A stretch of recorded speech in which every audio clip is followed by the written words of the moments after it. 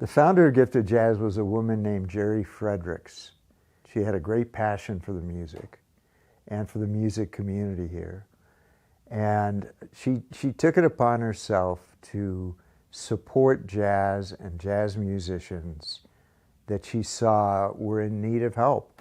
She and Bob Montgomery, the educator and trumpet player, began putting concerts together, first of all in her loft, and then later at the basement of John Hickenlooper's Wynkoop Brewery. This was in the 90s. She started doing this, actually founded the organization in 95 is when it was incorporated. And so as a result, we're celebrating our 30th anniversary this year. An owner of Dazzle, Donald Rosa, who was passionate at that point about keeping the spirit of jazz alive. And so she came to Donald and asked him if he had any need for this nonprofit. And he told Jerry he was interested in carrying the torch of the gift of jazz. And so we began to develop programming with the community in mind. A lot of the programming that we're currently still doing came from our first director of education, Josh Quinlan. Most of our programming, especially on the education side, is not self-supporting. If we can't make money at it, let's go find some money to make it happen. And then individual donors are an important part of keeping our programming alive as well. So when we go to Denver Public Schools and say, we've got a great program, we want to introduce your kids to jazz, get them excited about this music, teach them about the cultural significance and history of the music in hopes that they will connect with it as their previous generations have. We're able to say to the administration, and it's not going to cost you anything. Just seeing kids that probably never seen like a live show before, and just seeing the musicians playing and just seeing their eyes light up, like, whoa, this is really cool. Because like I know a lot of kids don't have that opportunity to go and see a live show, especially the fact with the social and economic stuff that's going on in certain neighborhoods. Can't afford it, you know, but like this is free for them and they're super excited about just watching like live music and stuff.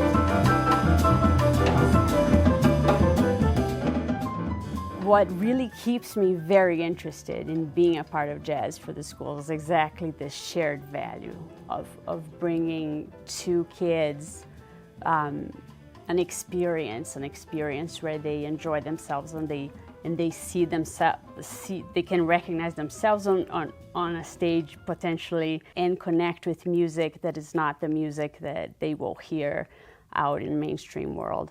Really a means to reflect what they experience inside as well.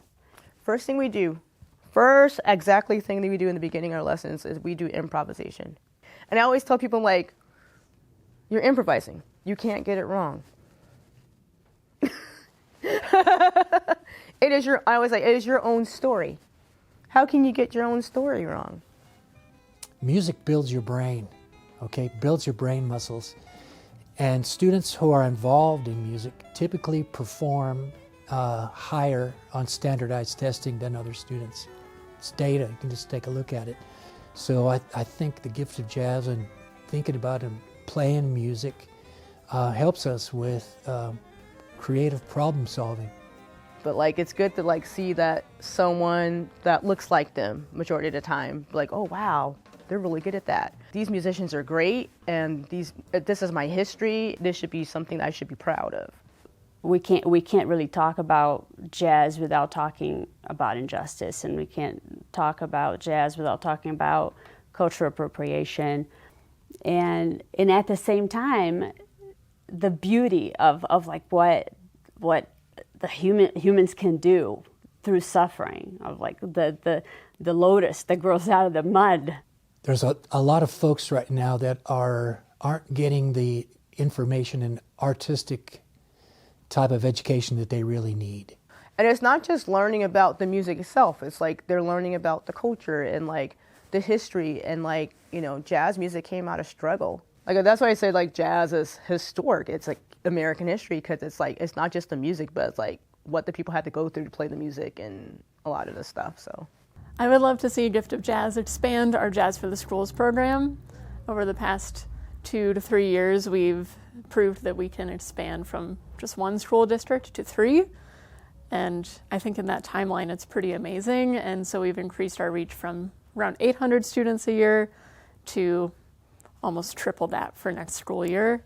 And so I think getting that experience in front of a lot of young children, even if it's just a taste of a moment that they see someone expressing themselves freely and it's infectious, that's really valuable. I think I'd just like to see more of Denver involved in especially Jazz for the Schools. We do some performance programs in 5 Points, but I think we can always be doing more. And if we don't get funding, if we don't get these grants that really support us throughout the year, that means that Jazz for the Schools won't happen in all of these districts.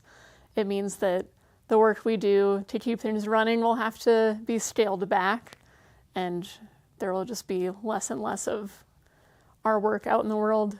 And I just don't want to see it being something that people say, oh, but it'll work out. Like, I'll just take a back seat and things will be fine because they've always worked out and people are creative, but it's really not true. We need help from many different hands. The gift of jazz, I think, shows students that there's another world out there. There are other types of music, there's other ways of thinking, other ways of communicating with other people. And I think the gift of jazz is a doorway to see those kinds of opportunities.